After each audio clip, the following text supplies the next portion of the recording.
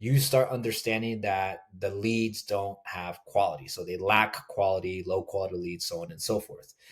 And you're probably in a position where you're going in circles and you then use another funnel. You're like, well, let me just use a webinar funnel and then let me book all these calls and then let me make sure that they're, I have the best closer and I'm looking at the closer calls.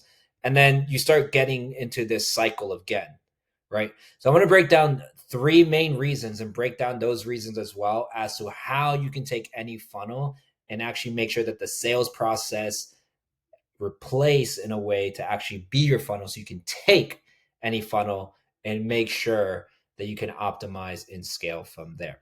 All right. So the first thing is making sure that you look at all of the leads that actually didn't book a call, right? So, in a sense, if you think about it, a call funnel or an opt in funnel or a webinar funnel, you're going to have, or a low ticket funnel, you're going to have more than at least 80 to 90% of people. And sometimes it's even at a point where it's 95 to 98% of people who are in a position where they actually are putting in the information, they're applying, they're buying some sort of low ticket product, they register for your webinar, but more than 90% of those people actually did not book a call. And most of the times, what owners and sales teams do is they focus just on the book calls, right? So, in essence, there's a majority of leads that are still ready and still put in their information. Yes, they're probably cold. We're going to talk about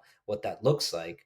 But there's a majority of leads that you most likely are missing out and not focusing on because you're just focusing on the book calls and closer calls, book calls and closer calls.